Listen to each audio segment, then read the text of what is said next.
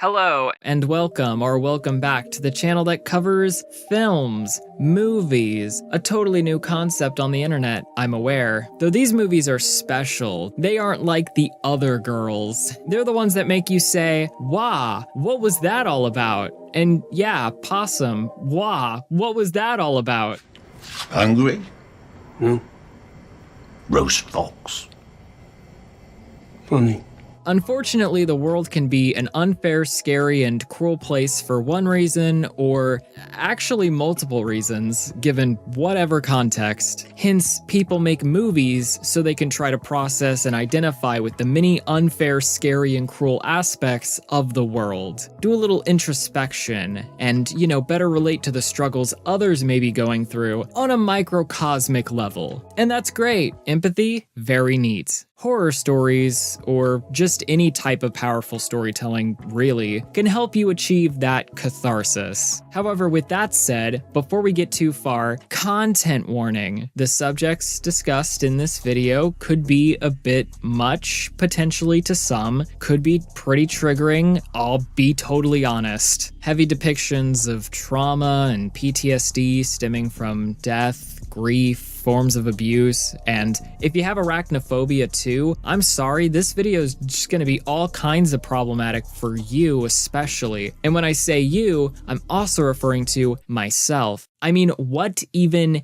is this? Actually, I think a better question would be, why even is this? Possum is an interesting little indie horror film from 2018, although it does feel quite timeless when it comes to technology. It doesn't focus on social media or any form of connection really, as it's primarily a character study following a reclusive former puppeteer named Philip who is grappling with his traumatic past after returning to his childhood town. He's having all these distorted visions and brief recollections regarding the school he went to, his classmates, and his family, but ultimately struggles to make sense of it all, unable to express what exactly he's feeling to others or really allow himself to piece together the puzzle because he has disassociated. He has all these intense nightmares involving an arachnid-looking puppet he created and carries around in a bag as a physical representation of the mental baggage continuing to haunt him despite his efforts to dispose of it. Finds it increasingly difficult to accomplish that. And that's the basic, non-spoilery gist of the plot. We'll get into specifics in a moment. So this was the debut feature for Matthew Holness, English writer, director who is more established in the comedy world, a cult-followed performer in Britain across television and a handful of films throughout the past 2 decades. This go-around, though, he decided for his first fully hands-on project to adapt a creepy short story he wrote into an experimental psychological fever dream. That short story was added with short stories by a slew of other writers in the anthology The New Uncanny Tales of Unease. It was essentially multiple interpretations of Freud's theory of the uncanny, the blending of what we deem as normal or familiar ideas or traits with things that feel unreal or repressed, something almost phantasmagorical. Holness also mentions being inspired by the many disturbing public information films he watched as a child in the 70s and 80s. This is a now relatively dying art form meant to shock and riddle kids with crazy paranoia over their safety and morality. One minute you're enjoying cartoons, the next minute you're watching. If he'd stopped here, the last thing Sally will ever hear wouldn't be the sound of her own neck breaking, and Nikki wouldn't break several ribs and her collarbone. But anyway. All right, now infamously, there's the 1973 short called The Spirit of Dark and Lonely Water, which is deeply eerie in equal ways to Possum, with its unsettling atmosphere to the whispery narration done by Donald Pleasance of all people. For those who have no idea what this is, lucky you. It follows the Grim Reaper, who is shown lingering around at a place that most would least expect him to be, preying on the foolish innocence, the carelessness of children playing near potentially life-threatening bodies of water. This branch is weak, rotten. It'll never take his weight. I mean, there are legit horror movies way less effective than this. They could have just been re-airing some of these in October. The whole time. Mess up a whole new generation, for fun. Evidently, they all used to be like this. Just the worst, back in the good old days. Fortunately for us, Matthew decided to cook us up a new feast of piping hot nightmare fuel in the 21st century. Shall we dig in? Oh boy. The movie's opening sequence splices together this dirty, distorted, grainy stop-motion film footage, instantly captures the unnerving atmosphere of what's to come, and that jarring sound design which may be mildly ear-piercing for the time being. Just wait until later when the white noise enters the chat. That's when the bleeding begins. Okay, I'm joking. Anyways, following this, we're introduced to Philip staring curiously at a leather duffel bag fixing to leave on a little trip called This Wild-Ass Movie. He tucks one cigarette inside, and we jump to him sitting on a train where he notices a group of teen boys, one of whom is seen drawing in a sketchbook something strange and mysterious. For some reason, Phil is drawn to this book and its contents. He wants to know more about whatever he's drawing. Maybe it looks a little familiar. And so he goes over to ask. However, the kid finds him odd or intimidating. Stranger danger, right? Runs away. They get off the train. Philip follows them for a second as if he wants to speak up, though is unable to. He's like a lost dog. If you notice, he moves uncomfortably, sort of similar to that of a puppet, a marionette doll even. He arrives at a derelict house, and spoilers, it's the house he grew up in. He makes his way inside and up to his childhood bedroom where he recovers an old sketchbook hidden under the floorboards for some reason, and proceeds to flip through it to reveal poetry and some strange and mysterious drawings. Wait a minute. Well, I'm sure it's nothing. After this, Philip heads out back with that curious bag he's been carrying around, and this is where we get our first real glimpse at the grisly puppet. It's actually toned down compared to the short story where this puppet, called Possum, is described as being constructed out of roadkill and dead animal parts. A sort of Frankenstein's monster, if you will. So it could be more gruesome, I suppose. Still pretty awful. So Philip stuffs it into a barrel and then is greeted by a fox, accompanied by some loud white noise. Weird. What does it mean? Oh, just wait. Later that day, after a nap, Philip wakes up to see Possum laying next to him. Okay, how the fuck? So he splashes some water on his face and moseys downstairs where he notices a room he hasn't entered. Now, we don't know it yet, but this door is going to be the central obstacle our main character must face. Because before mustering up the courage to go into this room, we meet Morris. Going in? And the two share a wonderfully awkward conversation about Philip's previous occupation and how he was let go after showing Possum, his grotesque puppet, to children. You show that to children?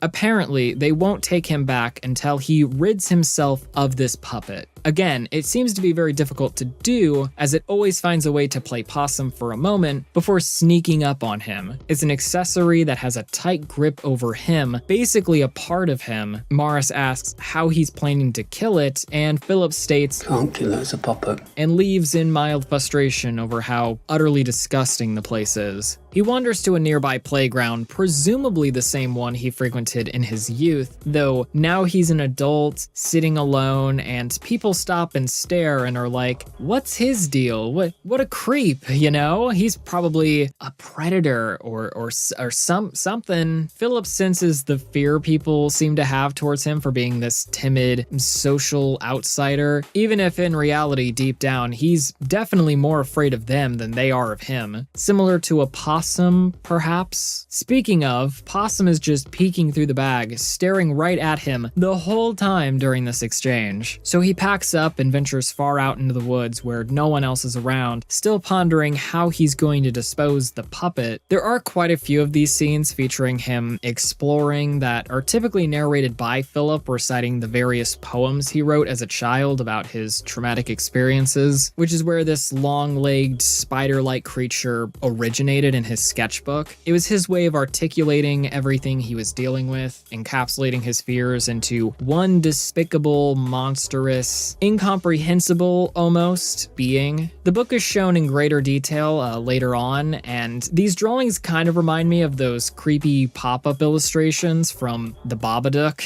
That night, after returning from his day out, we learn a couple of things. First, during a scene with Morris, he asks, "Hey Phil, you want some roast fox for supper?" Funny. The fox is a whole other thing. We'll hark back to that soon. But he also shows off his own puppet and claims that puppetry runs in the family and that his father taught him. However, Philip responds by reminding him that You're not my father, Morris. directly following this, Morris shuts the door and the camera pans over while Philip stares at the door to the room he has yet to enter. Foreshadowing. Alright, secondly, while enjoying some static TV, the signal comes through briefly to inform us that a boy has gone missing who was last spotted in the same area Phil was earlier in the day, before instantly cutting to static. The next day, Philip's walking around town alone with his bag, receiving looks again, being called a pervert, and he's confused, like, what did I even do? I'm just walking here. So he turns back and stares them down until they leave him alone. Then he stumbles across his old school and can't help but stop and reflect on all the terrible shit that happened there. Stuff we'll be expanding on later, don't worry. He gets so lost in his memories all flooding back to him at once that eventually someone has to come out and basically tell him, "Hey, you little freak, what are you doing out here? Hanging around a school? What's your motive? Get lost. Move along." He apologizes faintly, saying, Yes, sir. Sorry, sir. similar to how a child would when getting in trouble or punished. Well, move along he does as Philip continues back to the area of the woods he was the day prior, only this time he wanders off a bit farther and comes across this unusual tree that closely resembles a spider and how its legs are spread apart. He places the bag in the center, though quickly is interrupted when somebody shouts his name. This also occurred yesterday when he was chilling in the marshlands. Philip heard the same voice yell out his name, and so he ran home. He does that again, however, fed up with it all, instead of running straight home, he goes back to the marshlands, where he decides the best way to dispose of the bag is by tossing it over a bridge. Out of sight, out of mind. All is good, except he proceeds to fall flat into a patch of mud in excruciating fear and panic. Clearly he hasn't resolved his issues and still needs the puppet. He quickly runs back and Possum is nowhere to be seen, searching all over until noticing the puppet lying flat in the same patch of mud, and they're slowly revealing more and more of this creature. This is the first clear view of the face we've seen thus far. Anyway, time for a trippy, terrifying dream sequence. All these images of black balloons floating around. Earlier in the film, we saw colorful balloons getting engulfed in black smoke, so what does that mean? Smoke?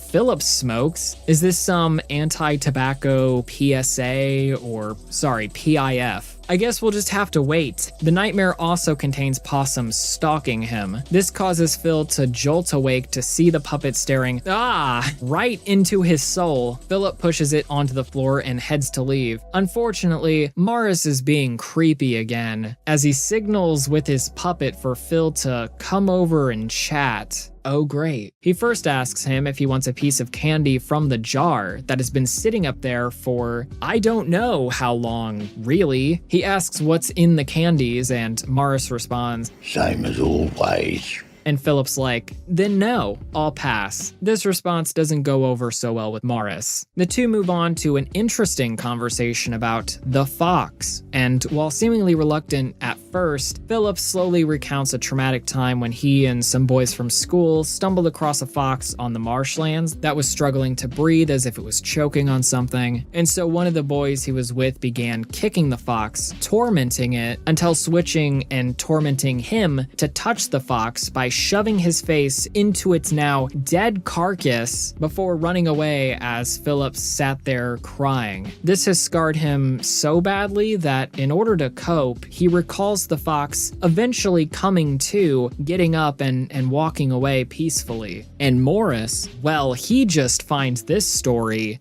absolutely hilarious. What? Sly bugger.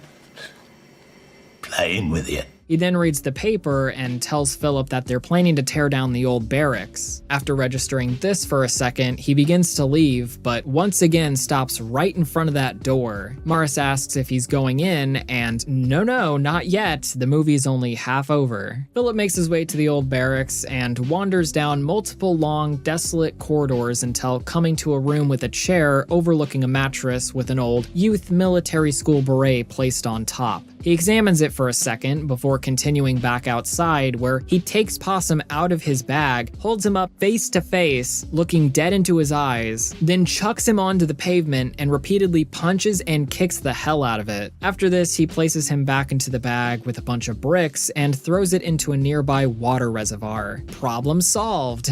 But not, actually. After returning home, Phil calls out to Morris, though instead finds a newspaper with a picture of the missing boy, Michael, and it's the same kid from the train station. Cut to that night, and while Philip is in his room, he hears Morris reading his poem. This continues as Phil moseys his way downstairs to get the book back. He does, and Morris starts cracking up again. After letting all his jollies out, he asks if it's dead yet, to which Philip interestingly responds by telling him to mind his own business and not, "Oh yeah, I drowned it back at the barracks a few hours ago. It's gone, all taken care of. Stop pestering me, you old bastard." However, he does suggest he'll be leaving soon, but Morris is doubtful, informing him that the train lines are shut down for the holidays. Silly. Not only that, people are beginning to suspect. You may want to tread carefully for a bit, bud. Philip then randomly asks why he didn't burn. Why wasn't it you instead?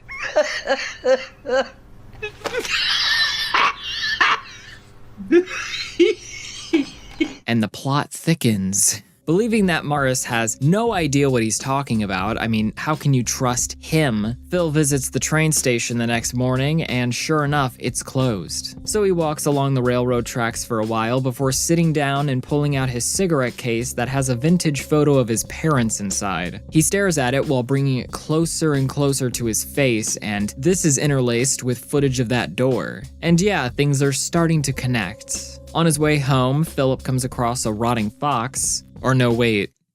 Strange. Well, he proceeds on home, and after arriving, he calls out for Morris, but once again, doesn't get a response. To make matters more confusing, upon entering his bedroom, he's shocked to be greeted by Possum, barging right in like he owns the place. We cut to a random shot of the marshlands with more poem narrations, followed by Philip looking at a sketch of Possum and staring at the physical adaptation, until hearing a noise from out back. Turns out it's crooked old Morris, who's in the middle of burning some stuff. At one point, he holds up the newspaper with Michael on the front and recalls a similar occurrence when Philip was younger. After a fire, that it was perhaps one of his old classmates, the one that, oh I don't know, tormented him with the fox back when, apparently, Morris briefly taught at the school for a period. Well, whatever the case, whoever did it, Morris assures Philip that those punks learned their lesson. So that's concerning. Phil isn't sure how to respond to that, so he just stands up, goes over, and places the puppet into the fire. However, Morris keeps on recapping these terrible events, mentioning how the person who did this was wearing a mask to hide their identity and stuffed the kid into a bag. This deeply upsets Philip, obviously, and so Morris pats him on the back and gives him a piece of that green candy, right? From the jar to calm him down. And it tastes, I'm guessing not very good. Next thing you know, we're experiencing another infinitely worse, wild and trippy nightmare dream sequence. This one throws all the punches, all the works. Possum engulfed in smoke, colorful balloons engulfed in smoke, 99 black balloons flying by, images of that secret mysterious door, a jar of green candy sitting on the edge of Philip's bed, bed, Possum crawling all around. It all ends on a jump scare that startles him awake. He hears a knock at the door, and upon further investigation, he sees flashing lights and an officer peeking in the window, and sits there out of sight in fear as they drive away. And then the next thing you know, he's hearing noises from that room and just goes back to bed.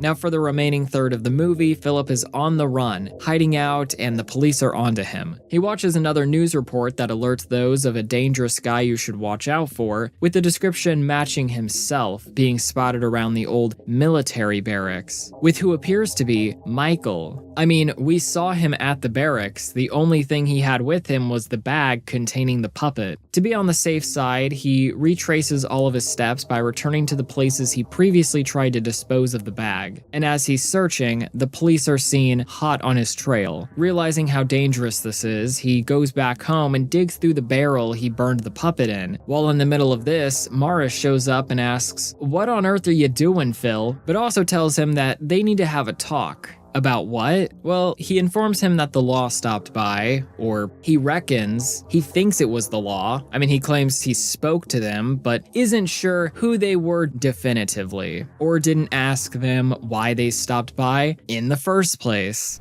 None of my business. Said you were out.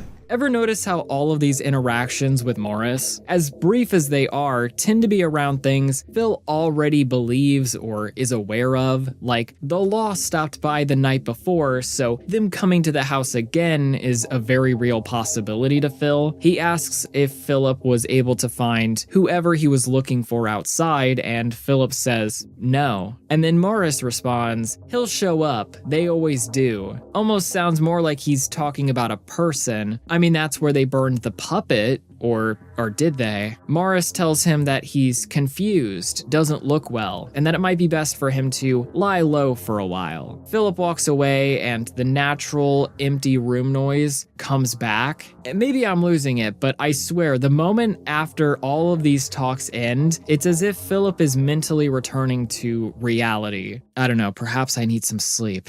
He doesn't abide by what Morris instructed, and instead, the next thing we see is Phil running into town, back to his old school. He enters the building all shook up, requesting to the secretary that he needs to speak with his old teacher because he knows exactly what to do. Exactly everything that has happened in the past. Once telling Philip years ago that if someone was hurting him, they would go down to the police station and straighten it all out. However, they never did because Philip had to be the one to confess what he saw, but was too afraid to tell him the whole story, to tell him who the person abusing him was, though he's hoping that they can resolve this now, if it's not already too late. The secretary has no idea what he's talking about, but asks him to wait there for a moment, and while she's gone, he overhears them realizing, wait, he's the suspect at large, and they're about to call the police on him, so he rushes off. After that, we're subjected to a scene of him looking at a photo of his parents as it begins raining this tainted black liquid. It basically symbolizes the guilt eating him, taking over, corrupting his mind, and essentially his whole world.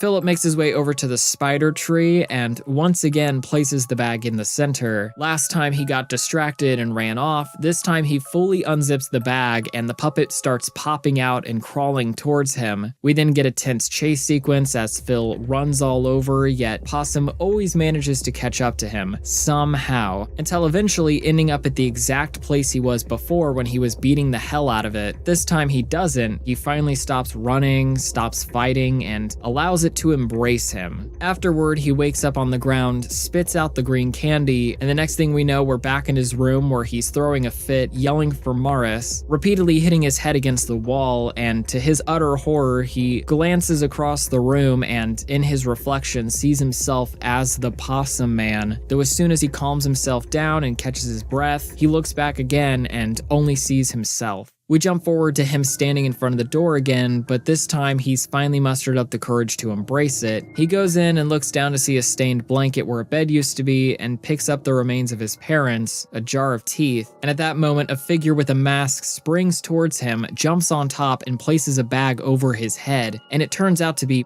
not Morris. He seemed so, This is hands down the most difficult scene to stomach, as Morris restrains Philip and begins to slap and berate him for being a naughty, dirty orphan boy. Mummy and Daddy all burned away. No. But not to worry, because his uncle is here with his fingers. He places his spider-like fingers all over Philip's face while he's crying and repeatedly screaming, "No, please stop." And I think it's starting to add up what all has happened in his past. We discover, for one, that it was Philip who came to his uncle after the Fox incident and kept quiet, didn't tell the teacher, who was likely a friend of Morris's, all these details because he was scared, so Morris handled it. Murdered, maybe. Before, if you remember, the story was that he was made aware by his colleagues at the school to handle the situation, not to mention that it was Philip who told on them, which resulted in what is now guilt. Secondly, we learned that it was Morris who not only worked at the school, but also at the old military school barracks. He had lots of connections, and it's assumed that he most likely signed Philip up to attend military school back when he was a teenager for quote-unquote disciplinary reasons. But hey, at least he was given those green candies for obeying and swallowing the truth. Who knows what's in those? Anyways, Philip looks over and notices a chest shaking in the corner of the room as if a person is trapped inside. This somehow gives him the strength he needs to pin Morris down and unalive him. In the final moments of the film, Phil walks over to the chest, opens it, and Michael runs out. Doesn't say a word, he just leaves. Cut to Philip sitting out back with the burnt remains of the puppet lying in the foreground, and us getting closer and closer shots of Philip's face. The end. Wow, okay, so clearly there's a lot to unpack here. And it's one of those films where everything is carefully phrased or not explicitly defined as to keep it open for multiple readings. Undoubtedly, it's about Philip confronting and coming to terms with the emotional, physical, and SA trauma that he faced at the hands of his uncle, who moved in as his new guardian, grieving over the loss of his parents at a young age, and how all that has affected and shaped his identity and impaired his social, everyday life, and the way others perceive him based on pre-existing stigmas towards victims of abuse. However, since the story is being told through the lens of Philip, who is clearly dealing with derealization, what is there and what isn't is left up to the viewer. You may watch it once and think, yes, cycles of abuse. Philip kidnapped Michael and he's running away from confronting that reality until ultimately embracing that awful side of himself for how inevitable and undeniable it is. Then upon rewatch, you may see it as him more struggling with POCD or something, that it's only his mind convincing himself that he may be a threat to children, that he is becoming the monster from his childhood and not knowing how to ask others for help out of fear that they're just going to lock him away without proper treatment, that it's only his obsessive thoughts jumping to conclusions upon hearing of a boy who went missing in his town, who he saw a couple days ago around the time that he went missing, or at least he believes to have seen him. Some understand it as Morris framed him, that he is the true culprit, gaslighting Philip and making his condition worse. But again, is Morris even really there? He seems to come and go, popping up conveniently when Philip needs to cope by processing unconscious thoughts or general things that he already knows or feels, such as the memory of the fox, or serve as a distraction to avoid a situation such as entering his parents' bedroom. So in questioning that, is Michael even an existing person, or is he a vision of the younger Philip? When he first sees Michael on the train, he is sketching a similar drawing to the ones Philip drew. When Michael notices him staring, he quickly closes the book as if to hide something personal, and they do, to me at least, slightly resemble each other. By the end, after finally recognizing his uncle for who he truly is or was and taking the power he had over him, maybe that's Philip releasing his inner child, the lost kid inside of him that Morris stole, kidnapped. The point is, we aren't 100% on the moral ethics of Phil's character. Of course, we know he lost his job for showing his puppet to kids. My guess is he was reciting the poem and used the puppet during a performance, which again, he's mainly mainly doing puppetry to try and express what has happened to him. Only this was a performance with kids attending, and so it obviously left them disturbed and completely upset, which is why he's returning home to resolve these conflicts that are affecting and haunting his life. AKA rid himself of Possum, rid himself of the control his uncle still has over his life, even though he's no longer alive, depending on however which way you interpret the film. Bag is open, growing wider. What's inside it? Man or spider? Little boy, don't lose your way. Possum wants to come and play.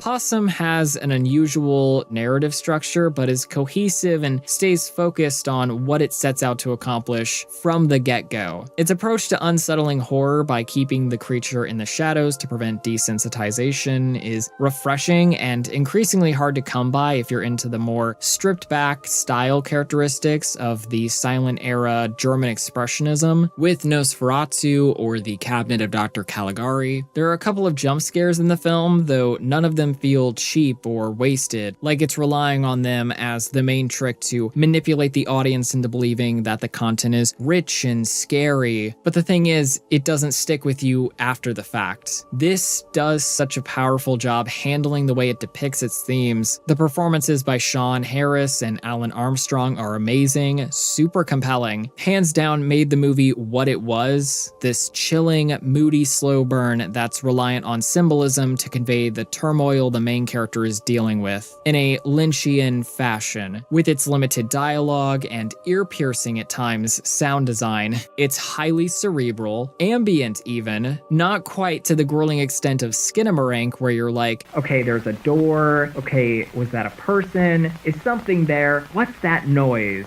Is this a prank on me? Not sure. However, in the vein of Skinamarink, the film isn't all that accessible, not for everyone. For those who aren't into the more heavily abstract art films that address ideas in a more head-on kind of way, that operate at a different capacity, totally different playing field to that of more mainstream genre fare, you'll probably be left a little disappointed. Doesn't leave you with all the definitive answers, which is scary, I know. But yes, since it's so vague, dropping minor fragments of information up until the final scene, multiple rewatches are, I'd say, inevitable. Fortunately, it's a fairly dense 84 minutes and not, I don't know, 3 bloody, indulgent, preachy hours of, ripping my face off. Anyway, wasn't a big fan of Beau is Afraid. I'm afraid. But Possum, pretty effective and neat. I liked it. Speaking of liking things, drop a like, if you like, and hit the bell as well. Thank you so much for watching this far into the video. Unless you skipped just to listen to the outro for some reason, don't worry, I won't judge you for cheating. I hope you got something out of the video regardless. Have a great day, week, month, I don't know, year, even, I don't know. Goodbye.